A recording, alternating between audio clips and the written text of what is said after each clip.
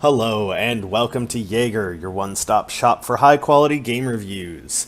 Today is our final verdict on Hellblade: Senua's Sacrifice by Ninja Theory. Our gameplay team has spent roughly 14 hours in-game.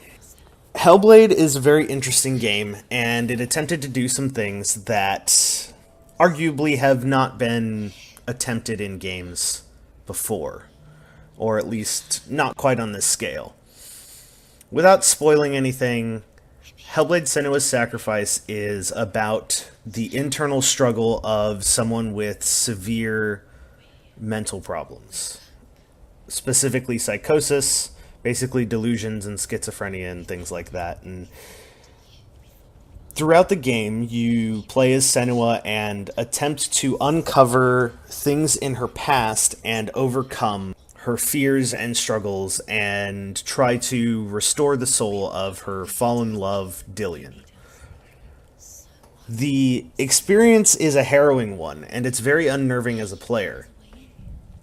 It's exciting and interesting and intriguing. You're always driven to try and continue the story to find out what truly is going on and what's going to happen next for Senua. And the character is designed in a very powerful way.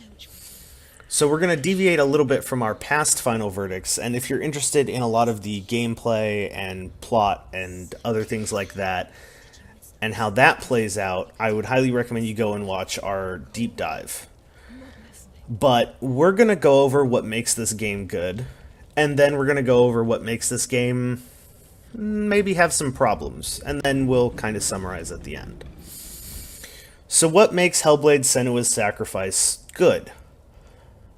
I think the way Ninja Theory tells their story, and specifically tells Senua's story, is very well done.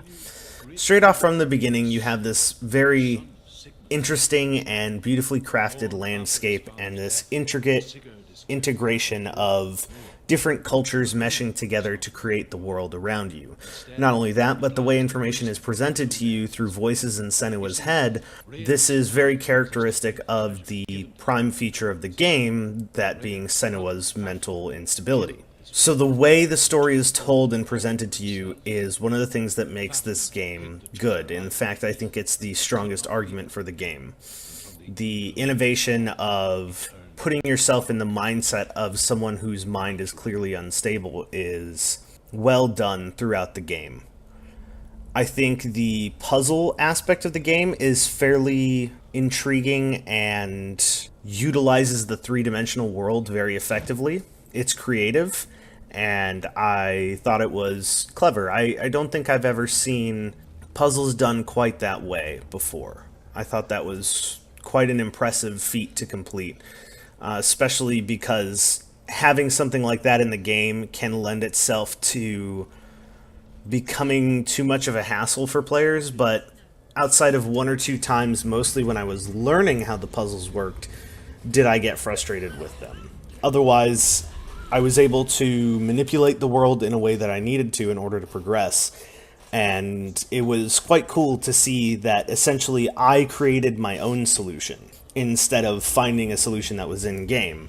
Or at least that's the feeling it provided me, even though very obviously that's not the case. That feeling of creating your own solution to overcome a problem is an interesting undertone that remains true not only through gameplay, but is a theme in the story that is extremely important as you discover and play throughout the game. So the design of the puzzles and the thematic components the puzzles present and mesh with was very clever and is definitely a pro for the game. The plot and story is absolutely and unquestionably the driving component and factor in this game. It easily is on par with some movies. Frankly, it was better than a significant number of movies, and Hellblade would have made an excellent movie to go watch and see. Like I've said before in my other videos, we here at Jaeger firmly believe that characterizing this as a game only captures so much of what it is. It's more of an interactive experience because of the types of things that it does well and the types of things it lacks on. But I think that's a strength. I think introducing it as an experience would have perked the interest of more people because you're very much going through and immersing yourself within Senua throughout the story, and you feel like you want to know her history and where this is going because you have a stake in what is happening on the screen before you. You're very much immersed in her as if you are in her own mind, and this is completed through various different graphic assets as well as the sound design, and I would argue very much largely more sound design than anything else, which is an interesting feat to accomplish because a lot of gamers take sound design for granted. It's not something that is typically the first thing at the forefront of the way you typically think about and complement a game, but it provides so much, and Senua's Sacrifice definitely characterizes that. Some of the other strong points of this game include the way that it immerses the player by depriving the player of things that they depend on, which is their ability to focus. You're constantly being harassed by audible and visual cues, even in the middle of combat. You're also, through multiple points in the game, having your senses taken away from you, which is kind of interesting, and it provides this really jarring factor that helps unnerve the player through the atmosphere of the game. Because you, as the player sitting behind your screen, do not have this lack of perception, but it is being forced upon you in the world that you're immersing yourself in. So if you can really seat yourself within the game, you can gain a deeper understanding of the emotions and feelings that they were trying to push on you, and that just feeds into the idea of this being an experience. I mentioned atmosphere in the game, and this game did that extremely well. It reminded me of a game known as Amnesia that I'm sure many people are familiar with. Not because of the type of atmosphere or the air that it developed, but just how effective it was at making that. A lot of times throughout the game, you would feel these rushes of terror because of the things you're seeing on your screen and the deprivation of senses, and you would feel this sense of relief when Senua finally bypassed it or showed some degree of courage and fought against all the negativity being placed on her. There's even scenes that's just a huge relief because of the brightness and color tones used, as well as what was actually being displayed and told throughout the story. And you'd also get this sense of terror and danger through the use of music and graphics and combat, especially particularly in a few key fights throughout the game. And it really spoke to the player as if this is what she's going through and you are now sharing that feeling with her. And that's something very difficult to pull off. But I think Hellblade did it very well, and that is quite an achievement that I hope Ninja Theory is proud of. There are plenty of other things that Hellblade: Senua's Sacrifice does well, but those are some of the key ones that I wanted to touch on. Next, we're going to go over some of the things that it doesn't do well. And again, for a more detailed review of this, please go check out the deep dive on our channel at YouTube. Some of the things that Senua's Sacrifice could have done a little bit better largely revolve around kind of gamey stuff, and that goes towards it being an experience more than an actual game. As gamers, we have certain expectations that are being developed by the industry at large. These expectations include being taught how to play the game and use the mechanics within it, and Hellblade doesn't really do that outside of a couple very minor things. It doesn't tell you controls, it doesn't tell you combos, it doesn't even tell you how to focus at the start of the game. You just kind of have to use your intuition based off of other games you've learned with the controls and try to figure it out on your own. It's very interesting and it adds to that atmospheric effect, but it leaves gamers feeling as if the game is not actually there. It's not there to help them. It is just a medium. And when we spend hard-earned money on a game, we expect to be given all the tools necessary to succeed. And that includes being taught how to use those tools. And Hellblade does not do that well at all. I don't think there's anyone that would argue it does. It was clearly a design choice and not a failure by Ninja Theory. I think that's worth stating. And also, it strengthens the thematic and atmospheric effects of the game. But one has to ask themselves, was it worth the cost of damaging the player's experience through affecting their gameplay, particularly throughout the beginning or first half of the game.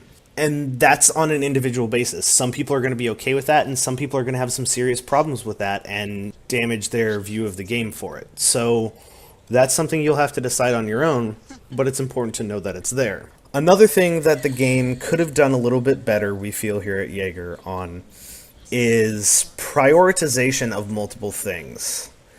We talked about this at length in the deep dives, so we'll keep it short here in our final review, and that is the prioritization of what audio tracks are playing and the order in which it occurs seems to have slipped through the cracks. A lot of times you'll have multiple audio tracks playing on top of each other, and only the primary one is audible, and they silence the other one, but they don't pause it effectively. You have two audio streams, one is muted and then gets unmuted as soon as the first one is done. Instead, they could have just ordered it correctly and kept one on pause until the first one finished, which they didn't do. So that kind of artificially extends your gameplay time if you want to hear all the little tidbits of lore and things within the world, which if you're playing this game, I highly recommend you do because that's the best feature in it. So that is one thing they could have done better. Another thing they could have done better, outside of what we've already discussed, i.e. teaching the player through the game, is within combat, as well as a couple other things, the targeting is very frustrating to deal with when you have a significant number of opponents around you. They tried to give it some kind of smart targeting feature where basically the last thing that attacked you, your camera would snap and target on, and they're trying to do this because they took away control of the camera from the player during combat. It pretty much just locks onto one enemy, and the most you can do is flick it left or right to change what you're locked onto. So, through attempting to help the player by auto-locking on the most recent threat, it's actually can be detrimental to play experience. And an example of why that is at some point in the game you're going to be fighting many enemies at once, and they're going to surround you. Typically, the thing that just attacked you is going to wait a second before attacking you again, which means he is no longer the largest threat around you as the player. That means the next guy that's going to swing is, or the guy that you're trying to finish off because he's almost dead is the most important. But your camera is forcibly snapped to the new target, and it will sometimes jar you and make you lose where you are in combat because it's very hectic, in addition to all of the additional graphic effects as well as audio effects distracting you while you're fighting as well. So that can be a little frustrating. I wish there was maybe in the options menu some way to control that feature, or maybe if they had trusted the character and given them a little bit more control of the camera in combat, that would have been more convenient. But I feel like they were playing around the reasonably simplistic combat system that they had developed. That is to say, the combat system can only go so many ways, but what it does have, it performs reasonably well. So it's not that combat is bad, it's that some of the more nuanced features that directly affect combat could have been polished a little bit more. Ninja Theory very much works hard on camera control in combat. It's one of their main principles, as they have described before. So it's kind of surprising to see this as a frustration experienced while playing through the game. I think their intentions were good and in the right place, but maybe they didn't consider all of the aspects within the game that could have made this design choice not the best option out there. Some of the other things that the game could have done better on include movement. Senua is rather slow throughout most of the game. I understand that that's part of immersing the player in the game and realism, but with the amount of walking that is required of you within this game, it definitely extends gameplay length in a artificial sense. When you press the button to run, you expect your character to run when you play video games. You know, it's a significant difference between walking and running, and you should be able to feel it.